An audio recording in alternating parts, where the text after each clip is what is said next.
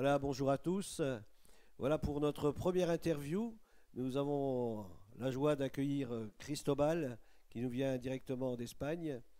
Et on aimerait qu'au travers de son témoignage, vous puissiez vraiment faire une expérience avec Dieu et que vraiment son témoignage vous amène aussi à prendre conscience que le Dieu que nous servons, eh bien, c'est un Dieu qui est puissant et qui transforme les vies. Voilà, pour ma part, je suis donc le pasteur du temple à l'Île-sur-le-Doubs, 14 quai de la Saline. Vous pouvez venir nous rencontrer. Nous avons nos réunions du dimanche matin à 10 heures. Nous serions très heureux de vous accueillir pour prier pour vous et vous connaître.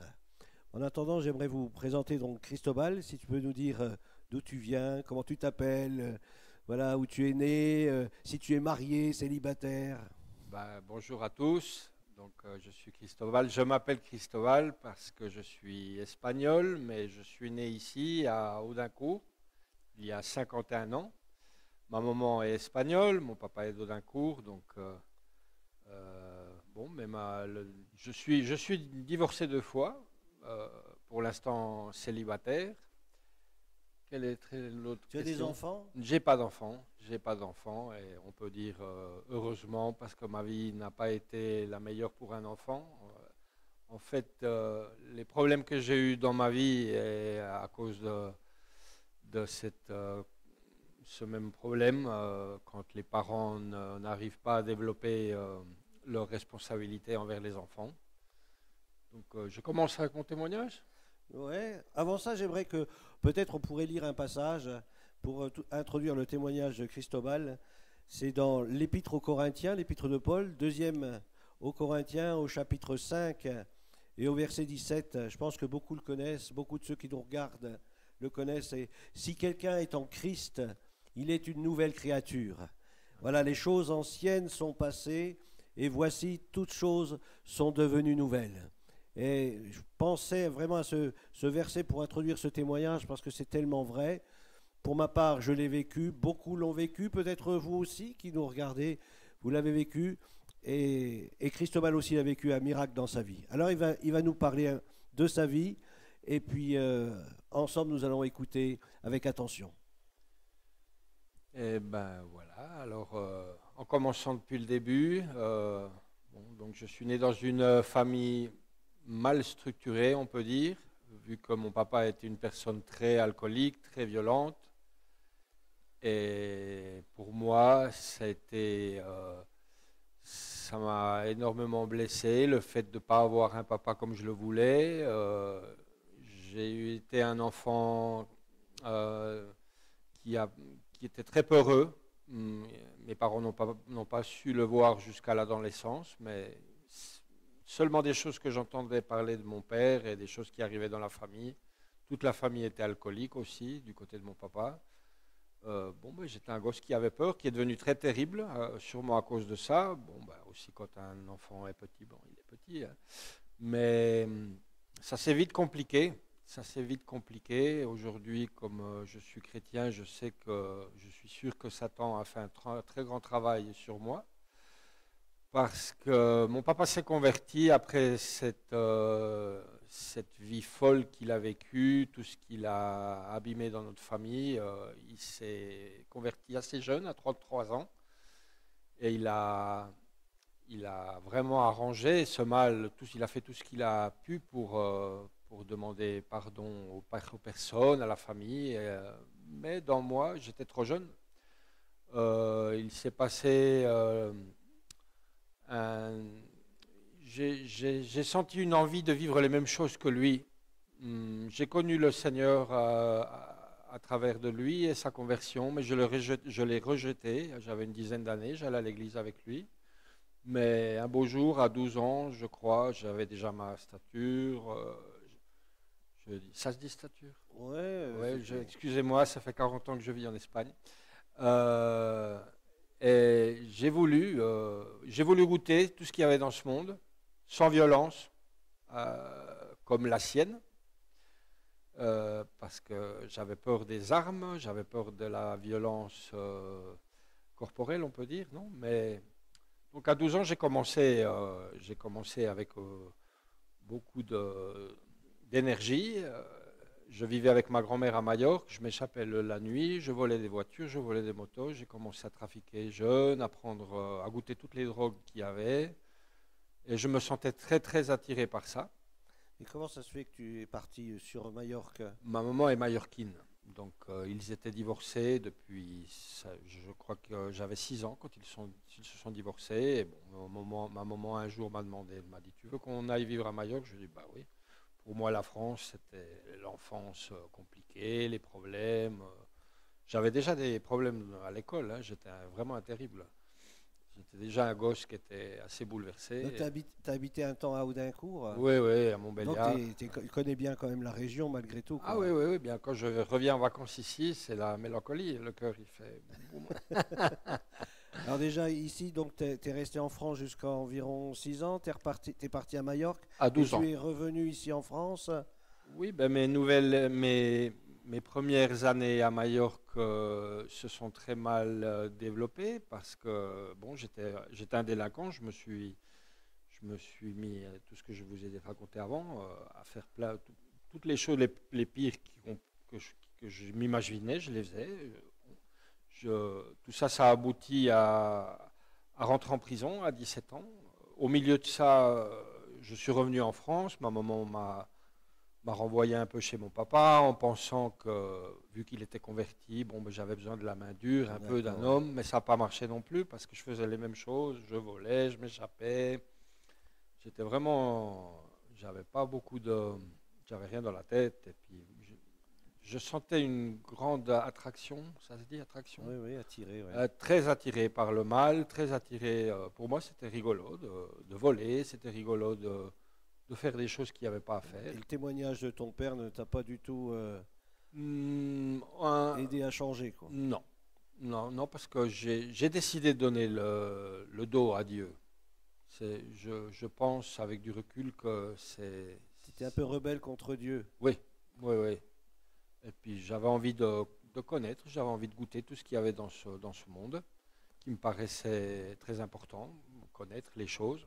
Bon, mais comme je disais avant, j'ai fini très très vite parce qu'à 17 ans j'étais déjà en prison, avec une grosse condamne sur la tête. Il me demandait 17 ans de prison.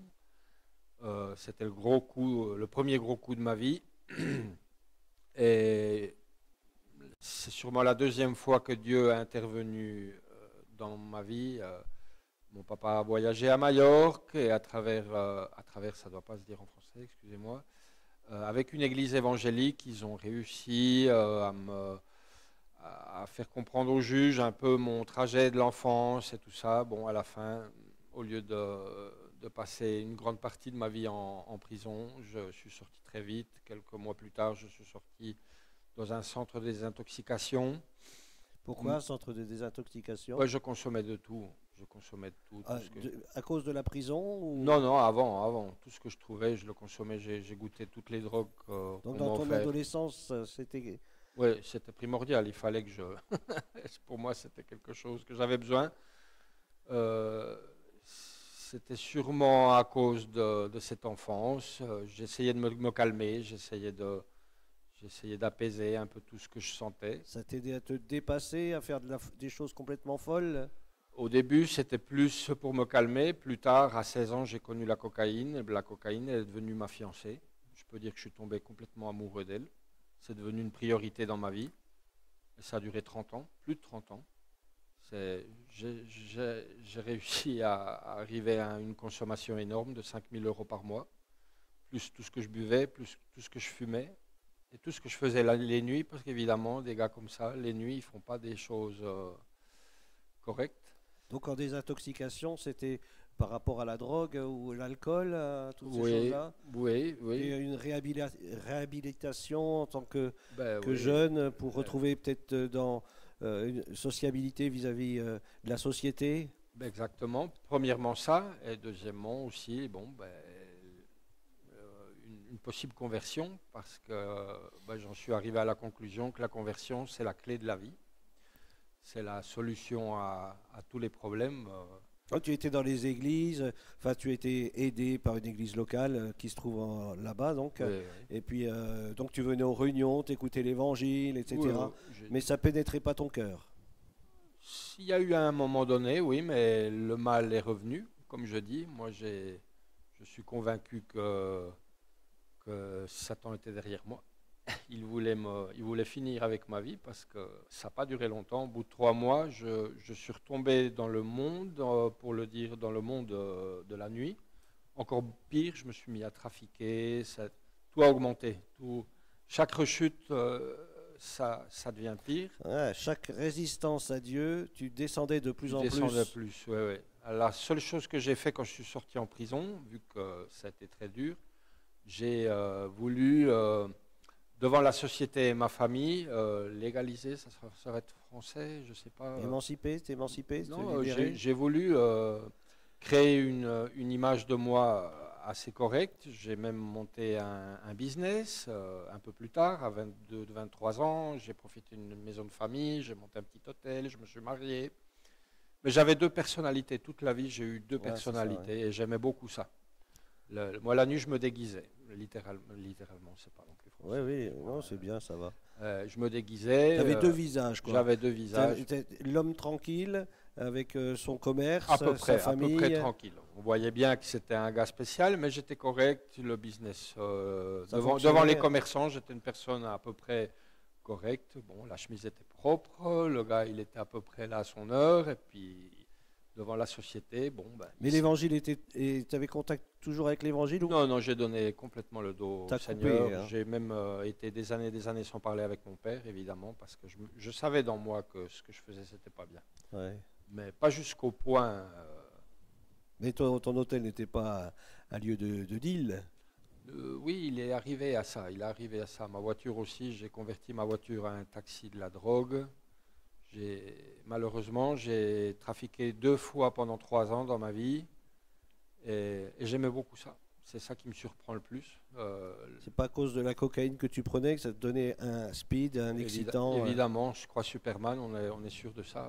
Ouais. Bah oui, Plusieurs fois, tu me disais que tu avais échappé à la mort, que tu t'es retrouvé dans des situations où même tu avais l'impression que ton pied sur l'accélérateur, tu n'arrivais pas à l'enlever. oui, bah, j'ai compté 8 fois une mort assez sûre dans ma vie. On ne se souvient pas de tout, hein. Quand on a une vie comme ça, il y a des nuits, on revient sans chaussures, sans la voiture est sur un arbre pratiquement. On ne sait pas trop ce qui est arrivé, ou où tu te réveilles en commissariat, tu ne sais pas trop ce qui est arrivé, donc peut-être ça a été plus de fois, mais au moins 8 fois j'aurais dû mourir, c'est sûr, ouais, parce que bon, mais j'ai perdu plein d'amis pour beaucoup moins, quoi. C'était très extrême, la cocaïne, j'en prenais des grandes quantités. Avec ce sujet de la voiture, c'est une chose qui m'a toujours beaucoup marqué. J'aimais beaucoup la vitesse, évidemment. À Majorque, il y a seulement une autoroute, une petite autoroute. J'allais tout le temps à 200 à l'heure, c'était ma vitesse normale. Il fallait tout le temps aller à fond. Et donc à 6 heures du matin, la cocaïne me bloquait les mains, me bloquait les genoux, vu que Les articulations. les articulations. Mais pour rouler à 200, il ne fallait pas avoir une petite voiture. Ah non, j'avais pas des petites voitures. J'aimais beaucoup ça. Ah bon, qu'est-ce que tu roulais comme voiture? J'avais une Seat Altea TDI. Ouais, donc Puis ça va. elle était préparée, en plus. Elle en a sous le capot alors. Ouais, ouais, elle tournait bien. Ouais. Et ce qui me surprenait beaucoup, c'est que ça m'arrivait, je ne les ai pas toutes comptabilisées, mais ça m'arrivait souvent. À la fin de l'autoroute, il y avait un rond-point. Sur ce rond-point, beaucoup de jeunes se sont tués. Et moi, je n'arrivais pas à enlever le pied de l'accélérateur. C'était complètement impossible. J'allais à 200, je voyais que ça défilait, il y a des montagnes devant elles. De plus en plus, je les voyais. Donc, moi, j'étais dans un état assez lamentable. Et c'était impossible. À ce moment-là, je me mettais à rire et je parlais avec Dieu. Donc, je savais qu'il y avait un Dieu. C'était ta fin de nuit, ça? C'était ma fin de nuit à 6h, 5-6 heures. Je revenais à l'hôtel pour me doucher 1 heure ou 2. Et à 7 heures, j'étais déjà dans les cuisines. Oui, oui, oui. Je ne dormais pas. Fallait tenir le choc. Je ne dormais jamais. D'où la drogue, quoi. La drogue, le matin, une bonne douche, du café, on prenait la vitesse. Et voilà. Ouais, Et donc, tu es toujours vivant, le rond-point, donc à 200, comment tu as fait pour... ben moi, je priais pas, je rigolais dans ma voiture, je Tu te disais, moquais de Dieu, je me moquais tu provoquais Dieu. presque Dieu, je rigolais d'une manière assez sarcastique peut-être. Ouais, ouais. Et je disais, tu vas pas faire ça, mon papa. Mon papa est pasteur, donc je disais, non, toi, tu Ah, vas ton pas. papa était pasteur Mon en papa était plus. pasteur, donc je disais, non, tu vas pas faire ça. C'est un homme qui a aussi souffert, ça faisait 30 ans qu'il était à genoux en demandant que je me convertisse, que je trouve un équilibre de vie. Donc, et juste à ce moment-là, au bout des kilomètres et des kilomètres sans pouvoir lever ce pied de l'accélérateur, ma jambe, elle se lâchait toute seule, tout le temps. Mais c'est arrivé à 200, à 1 kilomètre d'un rond-point. C'était vraiment là, j'arrivais juste, Aïe, aïe, c'était aïe. vraiment la limite, limite, limite. Et ça me faisait rigoler. Dieu t'a gardé malgré toi. Il m'a toujours regardé, il m'a toujours regardé. Ça fait longtemps que j'aurais dû mourir. Mon premier collapse ou ma première overdose, j'avais 15 ans. Ce que t'a raconté mon père il n'y a pas longtemps. Donc là, ici, c'était en France, là. Ouais, ça c'était en France. Ouais. Quand tu étais revenu une année vers ton père. Ouais, ouais, ouais. Ah, c'était un drôle de souvenir pour lui et puis pour toi. Ah oui, oui, c'est sûr. Les retrouvailles Ah, ouais, n'ont pas été ce qu'elles auraient dû être, hein. ah non, non, c'était une vie assez catastrophique. On essayait d'aller bien dans la vie, on essayait, on faisait des efforts, mais à la fin, tout le temps, je revenais à ça. Il y a eu des époques où j'ai réussi à peu près à consommer un petit peu moins, mais après, ça revenait encore plus, encore plus. Mais alors, comme le rond-point t'a pas arrêté, comme un mur ne t'a pas arrêté, comme une balle ne t'a pas arrêté, alors comment ça se fait qu'aujourd'hui, eh bien, tu rends témoignage de ce que Dieu a fait dans ta vie? Ben, je peux dire que plusieurs fois dans ma vie, je suis arrivé jusqu'à la fin, disons, ce que je pensais qui était la fin du rouleau, non? J'arrivais à des situations catastrophiques. Donc là, cette fois-là, ça fait une dizaine d'années. Ma femme était partie, elle demandait le divorce, on m'avait enlevé le permis de conduire, j'étais en pleine dépression, j'essayais d'arrêter la cocaïne. Enfin, c'était un moment vraiment... Je sentais beaucoup le mal que je faisais aussi en trafiquant. Un ami à moi était mort devant moi. Quand ils l'ont ouvert, il était plein de cocaïne. Ça m'avait énormément choqué. Je me rendais compte, je sentais le poids du mal sur moi et j'ai fait ça par téléphone avec mon papa. Un jour, j'étais désespéré, j'en pouvais plus. Je pensais déjà, l'idée du suicide n'était pas loin. Et j'ai décidé un soir, je crois que c'était un matin très tôt, de faire une prière avec mon papa. Mon papa m'a dit, tu veux te repentir, mon fils, tu veux accepter le Seigneur comme ton sauveur? Et je lui ai dit, oui, oui, oui, oui, oui, j'en ai besoin. Et ce jour-là, j'ai pleuré pendant 15 jours sans arrêter, 2 jours et 2 nuits. Je me Je suis crois que rendu c'est compte. vraiment l'action du Saint-Esprit, puisque Ouais. vu cette hostilité que tu avais envers Dieu et cette rébellion qui était là, aussi peut-être des choses par rapport à ton père que tu n'as pas vraiment connu en réalité, que quelques années, malgré tout ça, il y a une telle onction, telle action du Saint-Esprit, et tu crois bien que c'est lui qui t'a conduit dans cette repentance-là. Ah, j'en suis sûr. Tu peux pleurer comme ça plusieurs jours. C'était pas des pleurs de dépression, c'était des Ah pleurs de non, de repentance. repentance, c'était quelque chose de très profond. Mais je demandais même à Dieu qu'il arrêtait ça parce que je savais que ça venait, mais que c'était nécessaire. C'était nécessaire. J'ai même les larmes aux yeux maintenant quand j'y pense parce que c'est très nécessaire. On ne se rend pas compte des fois du mal qu'on fait. Moi, je trafiquais comme des milliers de personnes trafiquent dans cette vie.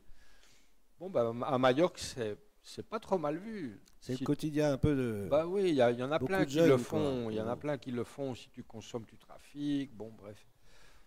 Je savais que c'était pas trop bien, mais enfin, c'était pas non plus. Mais ce jour-là, je me suis rendu compte vraiment de ce que ça représente, hein. On est des personnes qui tuent indirectement les autres, sans le vouloir, mais Donc, évidemment. l'Esprit de Dieu, le Saint-Esprit t'a conduit dans une repentance profonde par rapport à ta vie passée, par rapport à la drogue, par rapport à tout le mal que tu as pu faire. Mais est-ce que c'était suffisant de se repentir? Ah non, pas du tout.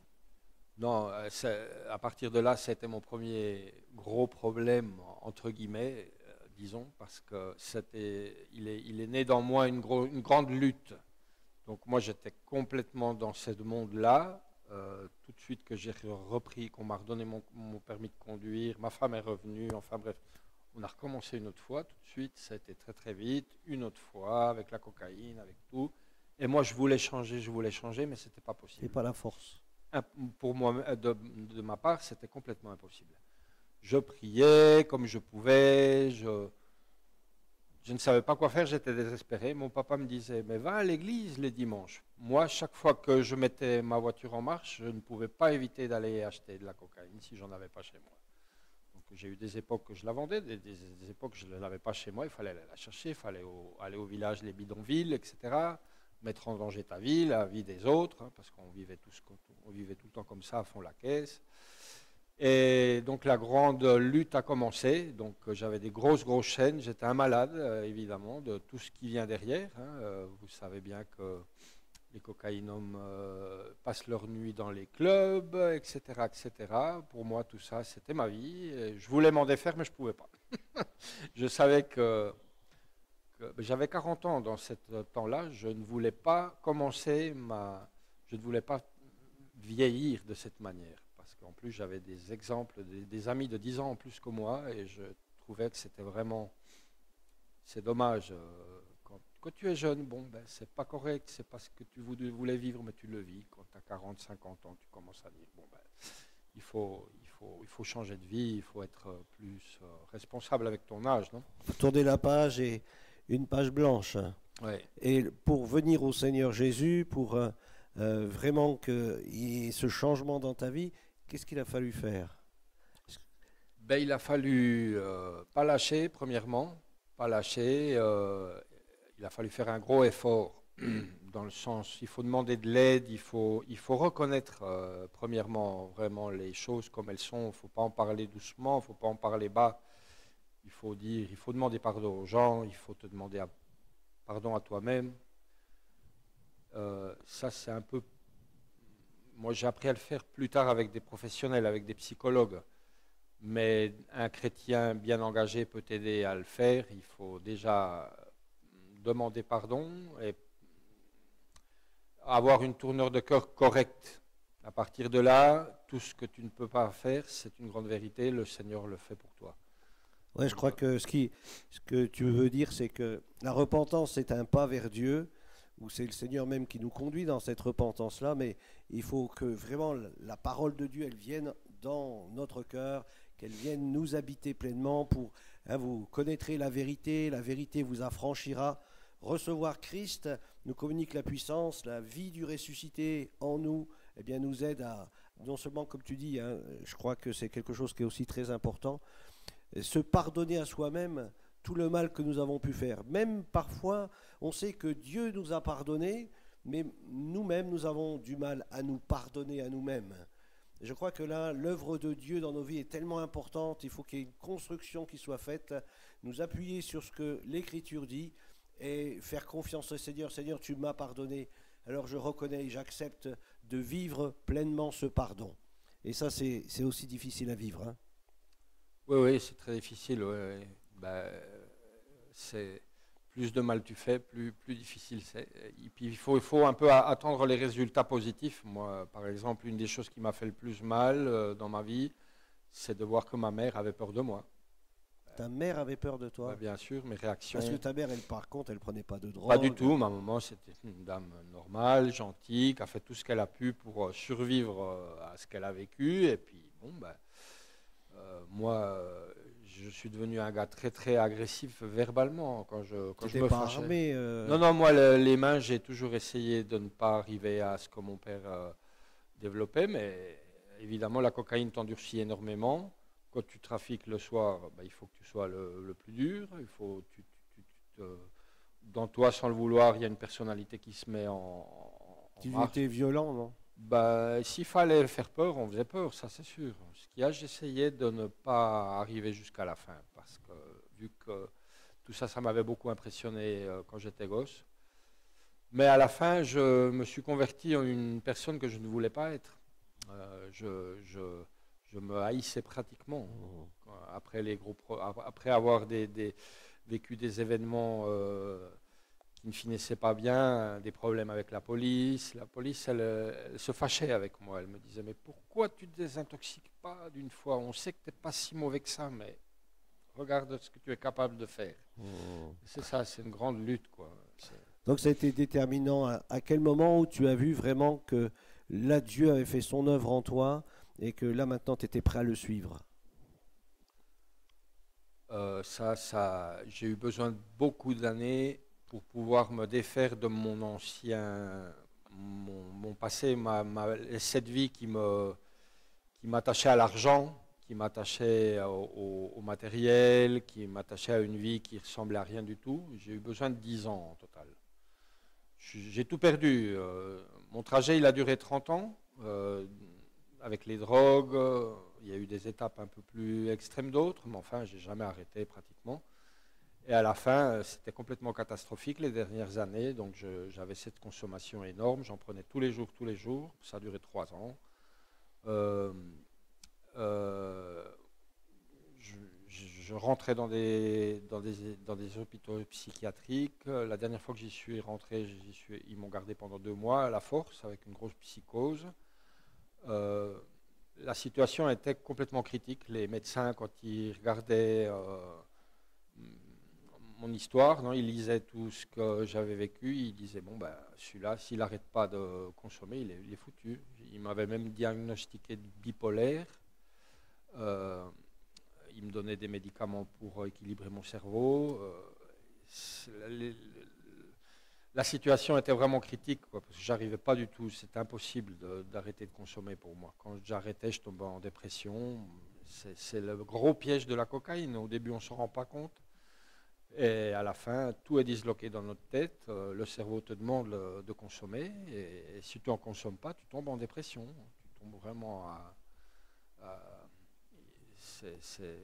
le cerveau t'oblige à sortir de cet état pour te sentir bien. Et c'est avec la cocaïne. Donc c'est un gros piège. C'est un gros piège. Et à quel moment, donc, il y a combien d'années maintenant que vraiment la page est tournée et que vraiment tu as écrit maintenant une nouvelle page avec Dieu? Ben, au mois d'août, ça fera 5 ans que je suis rentré dans un centre spécialisé. Aujourd'hui, tu as quel âge? J'ai presque 51. 51, donc il y a 5 ans? J'avais 46 ans. D'accord. Dans ma tête, j'avais l'impression que c'était de la purée parce que j'étais un disque rayé constamment.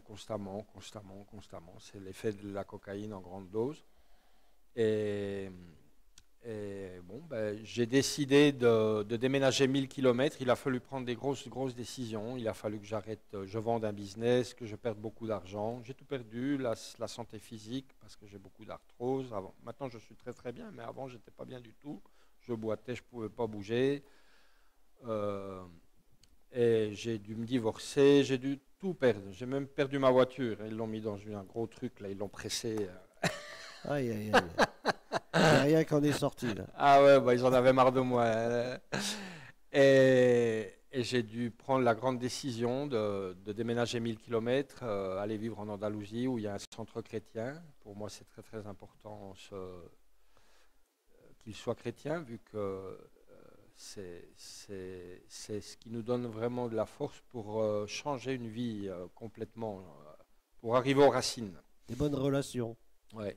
Et donc j'ai fait un programme de 14 mois et après je suis resté 1 an en plus, parce que volontaire, disons, pour apprendre à renforcer et puis apprendre un peu le métier des moniteurs, aider les autres. Quand tu arrives à aider un peu les autres, c'est quand tu te rends compte que commences à être en bon état. Tu as commencé à témoigner de ton changement, quoi. Oui, ouais. Et là, ça fait pratiquement 3 ans que je vis tout seul chez moi. Et vraiment, avec les drogues, c'est complètement effacé. C'est comme si je m'étais jamais drogué. Quand j'ai jamais réussi à ne pas consommer, des 15 ans jusqu'à 46. Quand j'avais pas pour fumer, je devenais hystérique. Je cherchais partout. Il fallait que je fasse plein de kilomètres pour aller en acheter si j'en avais pas. Alors, ta bipolarité, tes problèmes de santé, tout a disparu. Tout a disparu. tu sens que c'est Dieu qui agit dans ce domaine pour... Ben, je le sens, c'est beaucoup plus intensif que ça, j'en suis sûr. Je connais beaucoup de gens qui ont ces problèmes pour toute la vie ou pour des années et des années. En fait, même au début, les moniteurs n'étaient pas trop sûrs. Ils ont dit on va essayer de t'enlever les médicaments. Et, bon, ben, il y a eu 3 mois vraiment très très critiques. Il faut passer ces caps, c'est pas d'un jour à l'autre. Dieu non plus fait pas des miracles comme ça. Les processus, c'est très biblique. Tu le sais mieux que moi. Il faut une chose derrière l'autre et travailler chaque chose et attendre. Il a fallu faire ta part. Il y a la part de Dieu, mais aussi la part de l'homme. Oui, l'homme, il doit faire une grande part, au moins la volonté depuis le cœur. Et puis, bon, après, haïr le péché, haïr le mal, il faut, pour que Dieu puisse transformer, changer le mal en bien, quoi. Il faut s'échapper du mal. Hein. Si on passe devant les bars tous les jours, bon, ben, ça peut marcher un temps, mais le jour où tu es pas bien, c'est plus facile de retomber. De rentrer dedans, oui. Donc tu avais toujours contact, donc à partir de ce moment-là, que tu as contact avec ce centre, oui. Tu avais aussi une église, une assemblée, où tu allais aux réunions, où tu écoutais la prédication, tu as un pasteur qui te visitait ou... Oui, ben, moi, après cette prière que j'ai fait 10 ans avant, j'arrivais pas à changer vraiment. Mon cœur était encore plein de, on peut dire, des défauts. Mais ça s'est enclenché, quoi. Ouais, il y a quelque chose, un processus qui s'est enclenché, qui a duré longtemps. Ouais. Mais à partir du moment où il y a eu cette prière, cette conviction de péché, là, il y a eu un enclenchement qui s'est produit. Là. Puis à partir de là, ça s'est... Ah oui, ça c'est sûr. Ça s'est développé. Ah oui. Au moins le sentiment, l'envie de changer. Donc c'est très important de reconnaître que tu as vraiment... c'est plus qu'une envie, c'est ça ou la mort pratiquement. Donc pour moi, je suis arrivé à la conclusion de que sans Dieu, c'est complètement impossible sur cette terre de pouvoir être transformé, parce que le Seigneur, c'est ce qu'il fait, il ne change pas les personnes, c'est pas la parole, il les transforme. Donc, tu es devenu un disciple de Jésus, puisque tu m'as dit que tu t'étais engagé dans les eaux du baptême. Oui. Il y a combien de temps maintenant que tu t'es fait baptiser ? 3 ans. Il y a 3 ans. Ouais. Donc c'était dans une assemblée, une église ? Oui, c'est une grande église protestante évangélique de Cordoba, en Espagne. Donc c'est eux qui tiennent ce centre, ils ont beaucoup de programmes aussi. Donc ils t'ont mis 2-3 gouttes sur la tête et ils ont dit ça y est, on te baptise ? Non. Comment ça s'est passé ? Non, c'est dans une baignoire. Dans une baignoire ? Dans une baignoire. Donc ils ont fait le baptême biblique, quoi. Oui. C'est-à-dire plonger dans l'eau ? Plonger dans l'eau. Tu as rendu ton témoignage juste avant ? J'ai rendu mon témoignage, oui, bien sûr. Devant plus de 500 personnes ? Exactement, oui.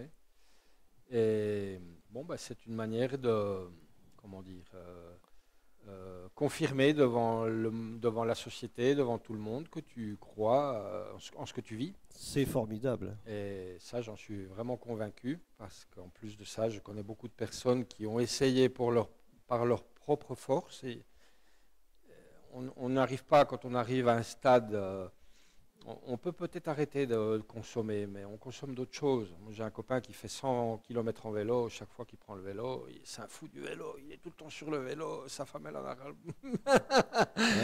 il remplace une passion par une autre. Ouais. Et dans mon cas, moi, j'ai jamais senti autant de paix. Je me considère une personne bien équilibrée, toujours en apprenant, parce qu'on a tout le temps des choses à apprendre et à améliorer. Une reconstruction, quoi. Mais bon, je suis vraiment content avec ce que le Seigneur a fait avec ma vie et puis autour de moi, parce que grâce à Dieu, les personnes se rendent compte que tout est possible, que tout peut changer dans la vie, qu'il y a de l'espérance, même dans les maladies, dans n'importe quelle situation. Est-ce que depuis donc ton baptême, d'après l'expérience que tu nous racontes, tu as donc été libéré de la drogue, de l'alcoolisme, de toutes des passions mauvaises que tu avais, des fréquentations, etc. Enfin, sûrement il y a encore beaucoup de choses à dire par rapport à cela. Mais depuis ton baptême, est-ce que depuis ton engagement donc avec le Seigneur, c'est comme tu l'as dit, un engagement public avec le témoignage de ce que Dieu a fait dans ta vie, est-ce que depuis tu as fait des expériences avec Dieu ou ça s'est arrêté là ? Non, les expériences, des expériences avec Dieu, c'est tous les jours. Mais les fruits, on les voit, on voit bien que maintenant le Seigneur nous donne les moyens de pouvoir aider des personnes qui sont désespérées. Moi, je sens que je suis préparé pour pouvoir aider des gens qui sont dans des situations limites.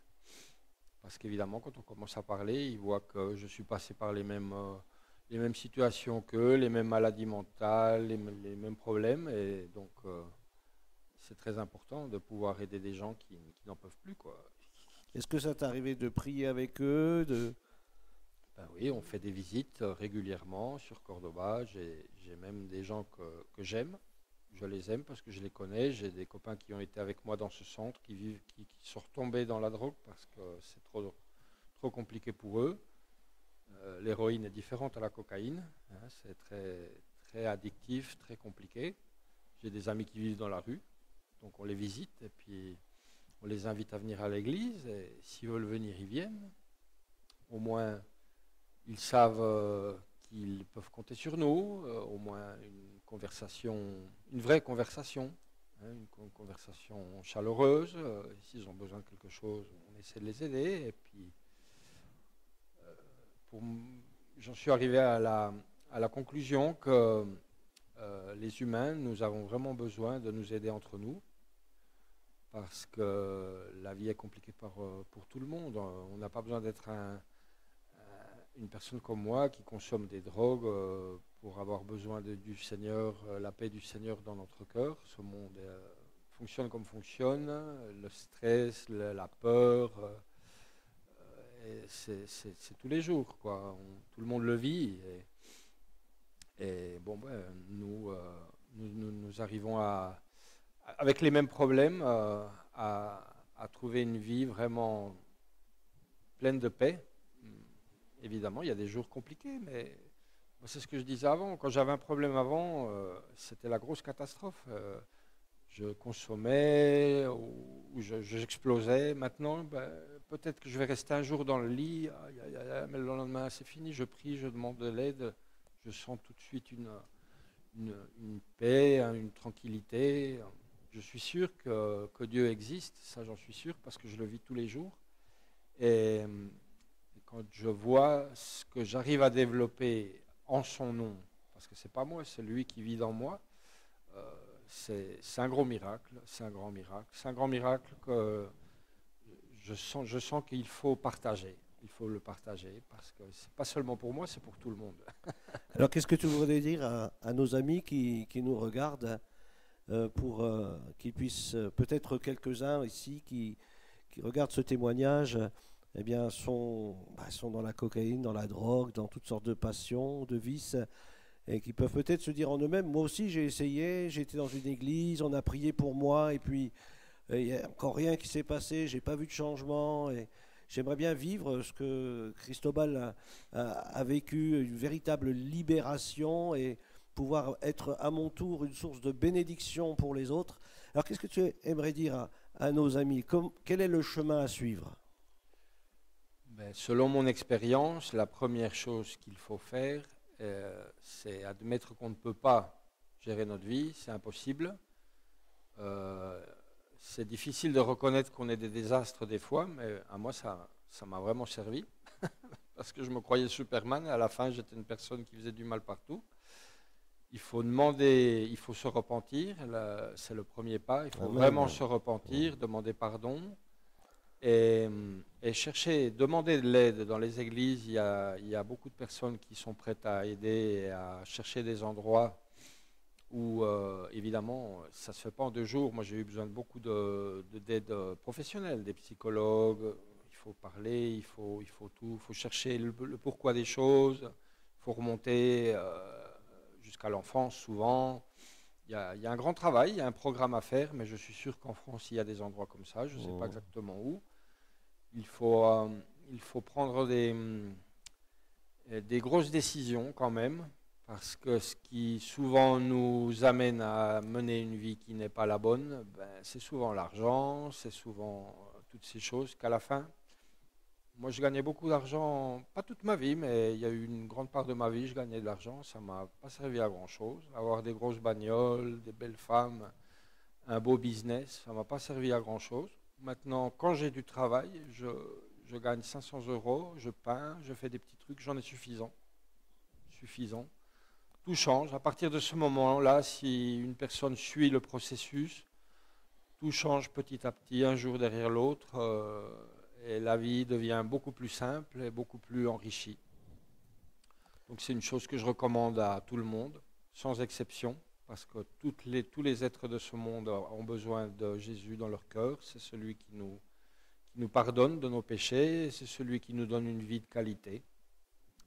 Voilà. J'aimerais vous lire un texte avant de conclure sur ce magnifique témoignage de Cristobal. Ce texte, je le trouve dans Acte 26, pour ceux qui ont une Bible, dans le livre des Actes, au chapitre 26, et à partir du verset 16. C'est donc l'apôtre Paul qui se trouve devant une personne importante, un roi, et puis qui commence à rendre témoignage du Seigneur.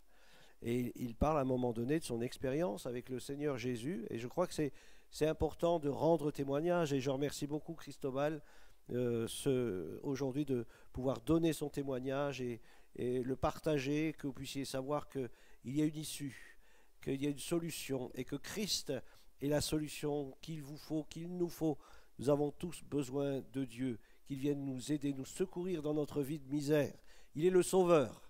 Et j'aimerais vous lire ces quelques versets bibliques où l'apôtre Paul rencontre le Seigneur Jésus sur le chemin de Damas, et puis là, le Seigneur il lui dit « Mais lève-toi, tiens-toi sur tes pieds, car je te suis apparu pour t'établir ministre et témoin des choses que tu as vues et de celles pour lesquelles je t'apparaîtrai.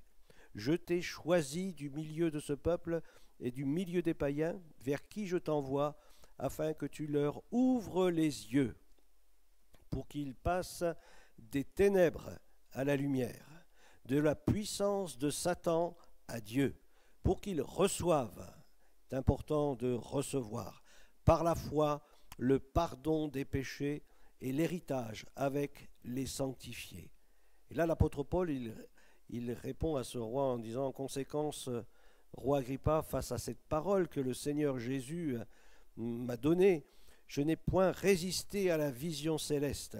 Et je vous invite vraiment à ne pas résister à Dieu. Si le Seigneur vous a parlé au travers de ce témoignage, au travers de sa parole, de ne pas résister à l'action du Saint-Esprit qui, en cet instant, travaille peut-être votre cœur. À ceux de Damas d'abord, dit l'apôtre Paul, puis à Jérusalem, dans toute la Judée et chez les païens, qu'est-ce qu'il a prêché? J'ai prêché la repentance et la conversion à Dieu avec la pratique d'œuvres dignes de la repentance. Je crois que c'est quelque chose qui est tellement important, comme l'a dit très bien Cristobal dans son témoignage, c'est vraiment de se repentir de ses péchés et commencer à le faire. Et puis là, l'Esprit de Dieu va tomber sur vous et il va lui vous conduire dans une véritable repentance, et lorsqu'il vous conduira dans cette repentance profonde, eh bien, invoquez le Seigneur. Dites, Seigneur Jésus, viens dans mon cœur, viens dans ma vie, viens me transformer, viens me changer, parce que moi, comme l'a dit Cristobal, de nous-mêmes, on ne peut pas se changer. On peut vraiment vivre une véritable repentance, mais il faut qu'il y ait la présence du Seigneur, il faut qu'il y ait l'action de Dieu, il faut que la parole puissante du Seigneur vive dans notre corps, dans notre cœur, et qu'il nous donne la puissance de vivre une vie en transformation. Comme le dit le texte que je vous ai lu en introduction de ce témoignage, si quelqu'un est en Christ, il est une nouvelle créature. Les choses anciennes sont passées, toutes choses deviennent nouvelles.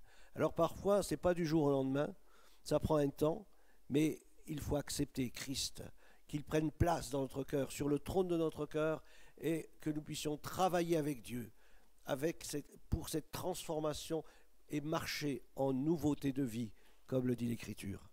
J'aimerais peut-être avec Cristobal prendre un temps de prière. Je vais laisser Christo prier. Et je vous invite peut-être, vous qui êtes là et qui nous regardez au travers de cette interview, à prier avec nous en même temps que Cristobal, et puis à recevoir vraiment le Seigneur Jésus.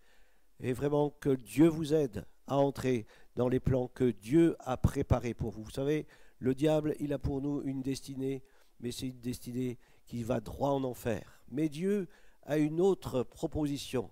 Il dit dans sa parole, « J'ai mis devant toi la vie et la mort. Choisis la vie. » Et c'est un choix personnel, et c'est votre choix aujourd'hui. Choisis la vie. Cristobal a choisi la vie. Après plusieurs années de vie de misère, il a choisi la vie. Et Dieu dit, choisis la vie afin que tu vives. On va prier ensemble. Seigneur, merci de bénir tous nos auditeurs, tous ceux qui nous ont regardés, de les bénir, Seigneur. Tu vois leur démarche, d'écouter ce témoignage. Ils s'attendent à quelque chose. Et j'aimerais vraiment que tu les aides, Seigneur, dans cette démarche de foi. Je vous invite vraiment à entrer dans une véritable repentance et puis à accepter Jésus-Christ dans votre cœur, comme votre Sauveur, mais aussi comme votre Seigneur. Dieu vous aime, il a un plan pour vous, un plan de vie, un plan qui peut-être vous dépasse. Cristobal, si on lui avait dit quelques années en arrière, bien tu pourras aider d'autres toxicomanes à sortir de cette situation-là, jamais il l'aurait cru. Déjà lui-même, il ne se sentirait sûrement pas capable. Mais Dieu nous rend capables. Avec Dieu, nous ferons des exploits. Et j'aimerais que vraiment vous puissiez prendre conscience qu'il y a pour vous une opportunité pour sortir de cette situation-là et entrer dans la vraie vie, la vie avec Dieu. Nous vous remercions de ce temps que vous nous avez accordé. Nous avons pu partager. Que Dieu vous bénisse